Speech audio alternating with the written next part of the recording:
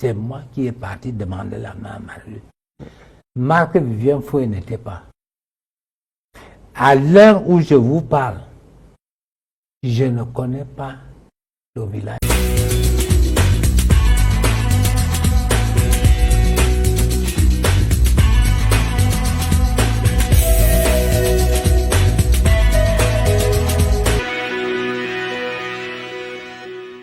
On ne va pas souhaiter un malheur au mari de votre fille, à votre gendre. Mais si vous avez une fille qui épouse un homme et que cet homme-là venait à disparaître, mais vous savez que c'est la fille qui hérite des biens de son mari. Parce que, enfin, même dans un régime de biens communs ou séparés, mais c'est la fille, votre fille qui est allée en mariage qui hérite des biens.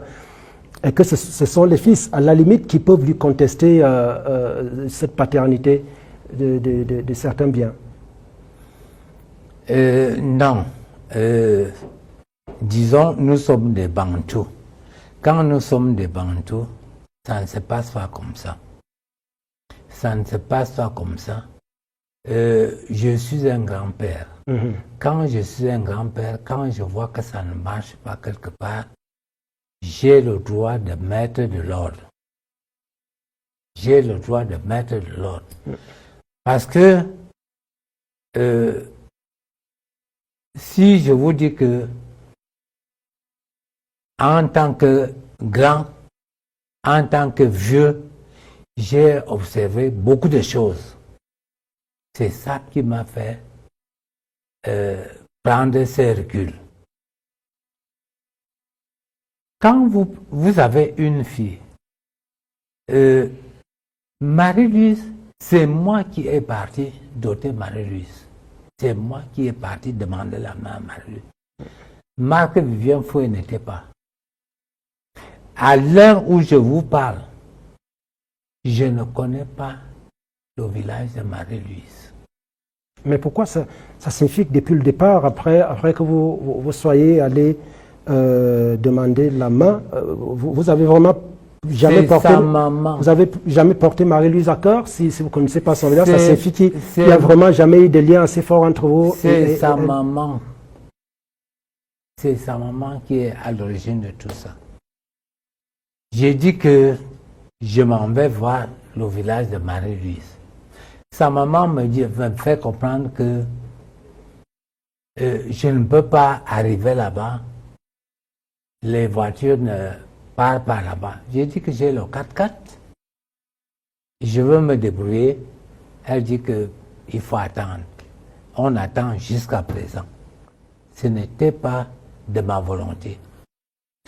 Si je vous dis que pour demander la main à Marie-Louise, on m'a fait 9 listes. J'ai tout donné. J'ai tout donné. De sorte que nous sommes arrivés à 9h du matin. De 9h jusqu'à 2h du matin, on n'avait même pas bureau. De sorte que j'étais obligé de me lever. Je leur demande que ne demandez pas que ces gens, on ne connaît pas comment ils sont.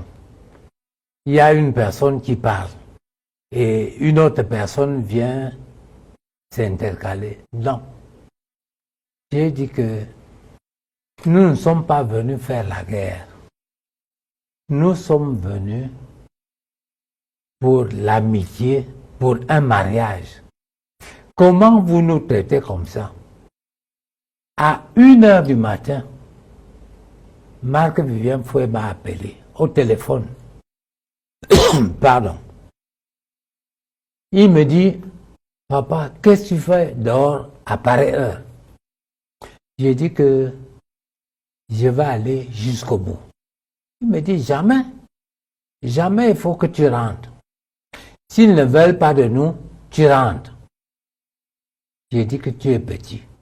Je vais aller jusqu'au bout.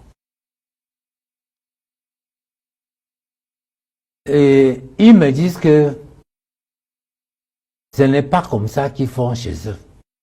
Ils donnent la nourriture à 3h du matin.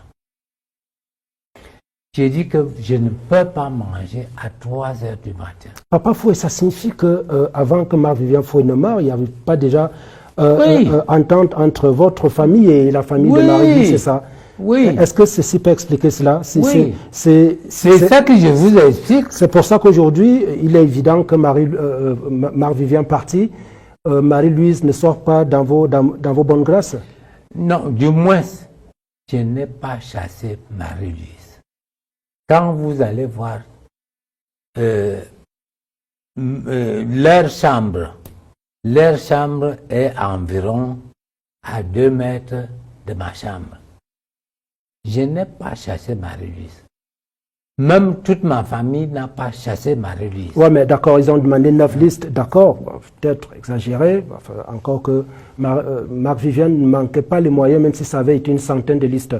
Ça vous a énervé, vous avez été mal accueilli, tel que vous le dites, mais lui, Marc-Vivien, a accepté de prendre cette épouse, qui est devenue son épouse, sa femme, et donc avec qui il a construit sa vie.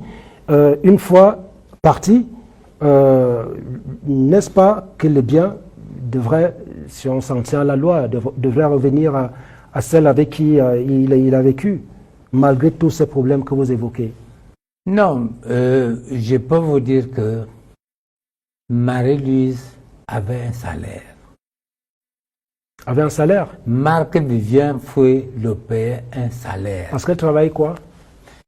Elle accompagnait les enfants à l'école et elle reprenait les enfants. Ah, mais ça, c'est pas un salaire, c'est normal. Vous, Ouais. par exemple, Ouais. vous donnez un peu de sous à votre épouse, non? Non, non, non. Non. Non, ce n'est pas comme ça. Je donne les sous à mon épouse. C'est vrai.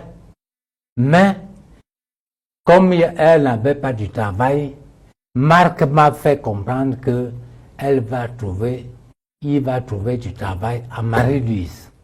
Et ce travail, c'était pas quand même accompagner ses enfants, parce que ce sont ses enfants. On ne peut pas, Tout à fait. on ne peut pas avoir pour travail accompagner ses enfants à l'école, parce que le mari travaille, on est à la maison. C'est normal qu'on s'occupe de certaines tâches ménagères, non?